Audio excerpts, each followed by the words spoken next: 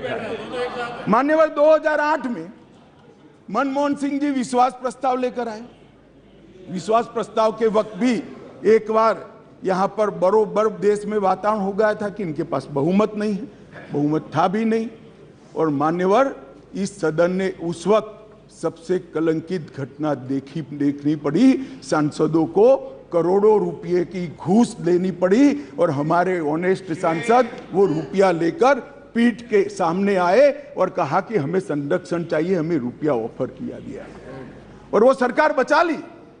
तो एक तो चरित्र है यूपीए का, सरकार के सामने अविश्वास का प्रस्ताव आए या कोई अविश्वास का प्रस्ताव न लाए, इसलिए विश्वास का प्रस्ताव वो स्वयं लाए। इसमें से बचने के लिए सारे सिद्धांत, सारा चरित्र, सारे लोकसभा के नियम कानून, हमारी परंपराएं, इसको त्याग कर येन केन प्रकारेण सत्ता को संभालना और सत्ता पर काबिज रहना। इसके सामने मान्यवर दूसरा एक उदाहरण है। 1999 में अटल जी की सरकार थी और अविश्वास प्रस्ताव आया। मान्यवर ये जो कांग्रेस ने किया वो हम कर सकते थे, क्योंकि 93 में नरसिम्हा राव जी ने देश के सार्वजनिक जीवन को एक एग्जाम्पल पूरा कर दिया था कि सरकार ऐसे भी बचाई जा सकती है, करोड़ों रुपया देकर भी बचाई जा सकती है। हम भी कर सकते थे, मगर हमने नहीं किया। मानिए हमने नहीं किया।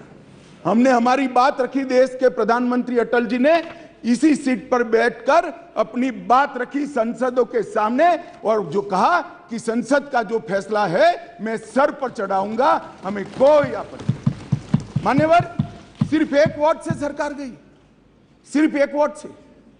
क्या हम यूपीए और कांग्रेस की तरह बचा नहीं सकते थे? बचा सकते थे, मगर मैंने कहा ना कि कई बार संकट के समय गठबंधनों और पार्टियों का चरित्र उजागर होता है।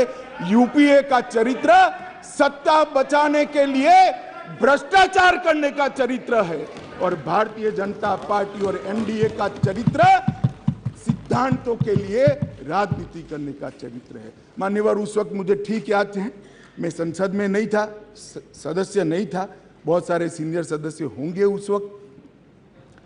मान्यवर एक ही वोट का फर्क था और अंत में गिरधर गोमांग के वोट को हमारे उड़ीसा के पूर्व मुख्यमंत्री उस वक्त मुख्यमंत्री से शपथ ले चुके थे और वोट डालने आए थे। वो वोट को वैलिड गिनना या न गिनना, मगर मान्यवर आप जिस आसन पर बैठे हो इसकी भी गरिमा का एनडीए ने पालन किया था। हमने कोई दबाव नहीं बनाया।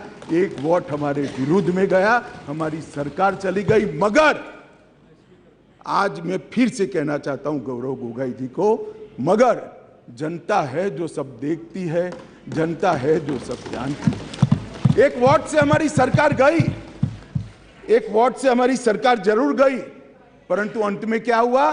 बहुत बड़े बहुमत के साथ अटल जी फिर से देश के प्रधानमंत्री। मान्यवर हमारे एनडीए का कुंबा मोदी जी के नेतृत्व में, भारतीय जनता पार्टी मोदी जी के नेतृत्व में हम देश में सिद्धांतों की राजनीति को प्रस्तावित करने के लिए राजनीति में है। येन केन प्रकारेण सत्ता को बचाने के लिए राजनीति के अंदर नहीं है।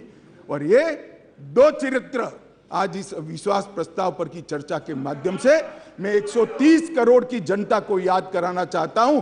एक और करोड़ों रुपया खर्च कर बहुमत खरीदने वाले लोग बैठे हैं और एक बार सिद्धांत के लिए सत्ता छोड़ने वाले लोग बैठे हैं। जनता, देश की जनता ने